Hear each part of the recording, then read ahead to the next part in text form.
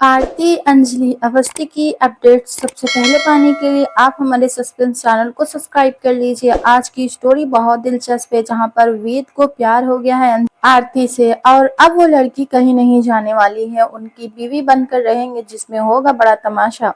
इस तरफ ये कहती हैं कि क्या हुआ, हमें उनके शादी के लिए इनविटेशन तो देना पड़ेगा, आखिर उसी घर की तो बच्ची है ना ये आरती। कहते हैं कि हर जगह कार्ड हमें बांटने होंगे, अभी शादी में ज़्यादा वक्त नहीं बचा है। तुम सही कह रही हो, बता देना चाहिए। कॉल करके बताना चाहते हैं कि देखिए मैं गणेश अवस्थी बोल रहा हूँ, मुझे आपसे कुछ बात करनी है। तो बोलते हैं हमने कितनी बार कहा है कि हम तुमसे बात नहीं कर सकते हैं और हमें तुम्हारे अंदर कोई इंटरेस्ट नहीं है, प्लीज़ हम आपसे बात नहीं करेंगे, फ़ोन रखिए अभी। कहते हैं कि मेरी बात तो सुन लीजिए, बात ये है कि वो शादी का न्योता कुछ नहीं चाहिए हमें, न्योता वगैरह। इस तरफ ये महक कहती है कि शादी की न्योता की बात कर रहे थे पापा आप, क्या हुआ, किसका फोन था? गणेश अवस्थी का फोन था, वो शादी की न्योते की कुछ बात कर रहे थे। मैंने उस बात पर ध्यान भी नहीं दिया, मुझे नहीं पता, मुझे कोई इंटरेस्ट नहीं है इन लोगों के घर में और शादी वादी मुझे नहीं जाना कहीं।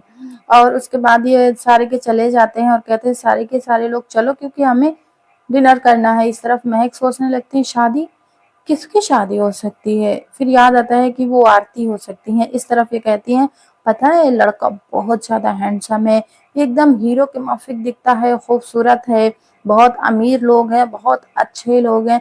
अभी मेरी शादी हो जाएगी, फिर मैं यहाँ से चली जाऊँगी, मेरे प्यारे-प्यारे से बच्चे होंगे, क्रिकेट टीम बनाएँगे, खुशी-खुशी ज़िंदगी गुज़ारेंगे क्योंकि मेरी मैरिड लाइफ बहुत अच्छी होने वाली है। बोलते ये सब कुछ तो ठीक है, ये बता कि कली कहाँ है?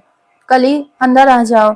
जैसे ही कली आती हैं तो वो थोड़ा परेशान भी होती हैं और सहमी हुई सी हैं, तो कहती हैं कि देखो ज़रूरत पड़ी ना तो कली के बगल में बैठकर इसका साथ देकर मैं वीडियो बना दूँगी और वायरल कर दूँगी। तू रहेगी तो फिर हमारी टीआरपी हाई हो जाएगी।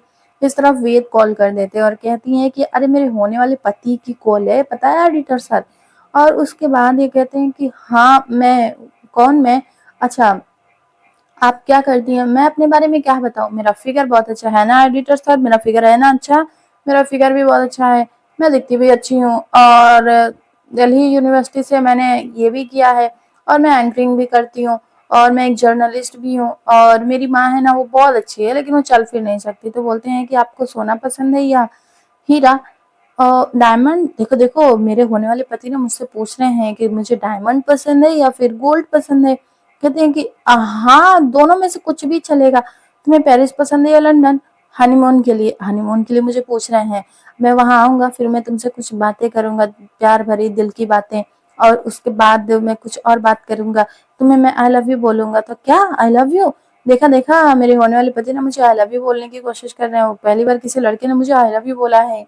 और हाँ, दूसरी बात, तो मैं ना हनीमून पे नहीं जा सकती क्योंकि मेरी माँ चल फिर नहीं सकती हैं, इसीलिए। अब इस तरफ ये कहती हैं कि मैं अच्छी दिखती हूँ ना? देखा मेरा होने वाला पति मुझे आई लव यू बोल रहा है। अब इस तरफ ये कॉल आ जाती है और कहते हैं कि वो कहाँ है तुम्हारी वो न्यूज़ रिपोर्टर, उसका नाम क्या है? आपको क्यों जानना है? आप हैं कौन? मैं कोई भी हूँ, उससे क्या करना है? वो यहाँ से एक लड़की को लेकर भागी है। उसकी इतनी हिम्मत हो गई है कि वो इस लड़की को यहाँ से लेकर चली गई है और अगर वो खबर हमें न्यूज़ में, चैनल पे कहीं भी नजर आ गई ना वो लड़की, तो हम छोड़ने वाली नहीं है, मार डालूंगा तुम्हें भी और उसे भी। और कौन है आप? किसने बताई आपको ये खबर? चंद्रमान ठाकुर ने। इस तरफ ये कहते तुम दिल्ली जा रहे हो? हाँ, तुम अपनी दुल्हन से मिलना चाहोगे और मैं मिलना चाहूंगा उस रिपोर्टर से जिसकी खैर नहीं है। इस तरफ ये कहती हैं कि भैया ये फोटो देख लीजिए। तो कहते हैं कि क्या देखना है, मिलने जा ही तो रहा हूं ना। नहीं फिर भी भैया एक बार तो देख लीजिए ना। इस तरफ वो फोटो देखते हैं तो कहते हैं ये तो मेरी माँ जैसी है, इसमें कुछ-कुछ मुझे अपनी माँ की छवि नज़र आ रही है, ये लड़की मुझे पसंद आ गई। अरे वाह भैया! इतने सालों में या ज़िंदगी में पहली बार आपको कोई लड़की तो पसंद आई है ना? अब इन्हें याद आता है कि इनकी माँ कह रही थी कि छोड़ दो मुझे, प्लीज़ छोड़ दो, मुझे जाने दो, मुझे छोड़ दो, प्लीज़ मुझे छोड़ दो।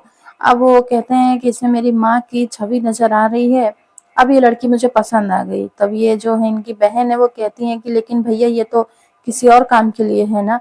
तो कहते हैं कि नहीं, ये लड़की कहीं नहीं जाएगी, अब ये लड़की मेरी पत्नी बनकर रहेगी। यानी कि जो सबके साथ हो रहा है, जो कली के साथ होने वाला था बाकी लड़कियों के साथ, उसी काम के लिए यहाँ पर आरती को भी पसंद किया गया है कि एक झूठी शादी होगी और उसके बाद उन लड़कियों को बेच दिया जाएगा और इनकी जिंदगी से सब आउट हो जाते हैं। आपने कृष्णा मूवी देखी होगी, सेम वही स्टोरी यहाँ पे चल रही है। लेकिन ये बोलते हैं कि ये कहीं नहीं जाने वाली है, ये हमारे साथ ही रहेगी और मेरी पत्नी बनकर रहेगी। और स्टोरी भी आज की खत्म हो जाती है, कल के लिए तो कुछ है भी नहीं। लेकिन आपको बता दें कि अब आरती जैसे ही वेद से शादी करेगी, उसने तो अपने सपने सजाए हैं कि उसके अपने प्यारे प्यारे से बच्चे होंगे, इनकी जिंदगी में प्यार होगा। और आरती ने कहा था कि देखिए हम दोनों ना मिलकर एक दूसरे के साथ चल सकते हैं, लेकिन इसके लिए ना हम दोनों के अंदर अंडरस्टैंडिंग होना बहुत ज़्यादा ज़रूरत है। समझदारी के साथ अगर हम आगे बढ़ेंगे ना, तो हमारा परिवार आगे बढ़ेगा और अच्छे से रह पाएंगे हम। तो बोलते हैं हनीमून पे जाओगी ना तो मेरे साथ। लेकिन आरती कह देती है कि नहीं, क्योंकि मेरी जो माँ है ना, वो चल फिर नहीं सकती हैं। इस हाल में मैं अपनी माँ को छोड़कर इंडिया से बाहर नहीं जा सकती हूँ। यानी कि किसी भी लड़की से ये लोग शादी करते हैं तो इसी तरह से अपने प्यार के झूठे जाल में फंसाया जाता है और उन्हें सपने दिखाए जाते हैं। उसके बाद उस लड़कियों की तस्करी कर दी जाती है, जिसकी वजह से यहाँ पर वेद भी ऐसा ही कुछ कर ही रहे थे, क्योंकि वो शादी करना नहीं चाहते किसी और से। पर पता नहीं कितनी शादियां वेद की हो भी चुकी हैं, लेकिन किसी और मकसद से। उनके चाचा जो हैं उनका नेचर आप अच्छे से जानते हैं, क्योंकि चंद्रमान ठाकुर से भी बेकार है वो इंसान। और इस तरफ राघव सिंह राजपूत भी एक विलन जिद पकड़ कर बैठे हुए हैं कि जो कुछ भी हुआ है मेरे बेटे के साथ, उन सब के जिम्मेदार तुम लोग ही हो। ऐसा कैसे हो सकता है? वो भी इस बात को ना तो समझ रहे हैं और ना ही समझना चाहते हैं। इतना तो राघव सिंह राजपूत को समझना चाहिए कि वो जो बच्ची पैदा हुई थी वो उनकी नातिन है और अमन की ही बेटी है। अब उन्हें नहीं पता है कि बेटा था या बेटी थी। उसके बावजूद भी वो साथ नहीं दे रहे हैं। गणेश अवस्थी भी अंजलि को उनके हवाले करना चाहते हैं कि आपके घर की बहू है तो आप इसे संभालिए, लेकिन ये भी समझ नहीं पा रहे हैं। अब इस तरफ शादी की तैयारियां होंगी, अच्छे से शादी होगी और बारात आएगी। बहुत खुशहाल जिंदगी चाहती हैं आरती, क्योंकि पहले तो वो शादी नहीं करना चाहती थी। अब उन्होंने शादी के लिए हाँ की है, तो वो भी ऐसी जगह पर जो रिश्ता ही सही नहीं है। रिश्ते के नाम पर कुछ और होता है। लेकिन आपको बता दें कि आरती कभी भी नहीं हारने वाली है। जब उसे पता चलेगा कि उसकी भी शादी इसी वजह से की गई है, तो वो वेद को पसंद करे भी या नहीं, ये तो बाद में पता चलेगा। लेकिन वेद को आरती पूरी तरह से पसंद आ चुकी है और अब वो इनके साथ जिंदगी और अच्छे से बिताना चाहते हैं। लेकिन देखना तो दिलचस्प होगा कि वेद के अंकल किस तरह से उस लड़की को अलग करते, क्योंकि वो उस रिपोर्टर को ढूंढ रहे हैं जिन्होंने सारी न्यूज फैलाई है और कली को लेकर वहां से आ गई हैं। लेकिन जब उन्हें ये पता चलेगा कि जिस लड़की को वो घर की बहू बना रहे हैं, वही लड़की एक रिपोर्टर है, जर्नलिस्ट है, जो वहां से लेकर आए थे। अब इनका पूरा काम चौपट होने वाला है। कैसी लग रही है आपको ये स्टोरी? हमें कमेंट्स में जरूर बताइएगा। ऐसे ही लेटेस्ट न्यूज खबरों के लिए हमारे सस्पेंस चैनल को आप सबसे पहले सब्सक्राइब कर लीजिए। Thanks for watching.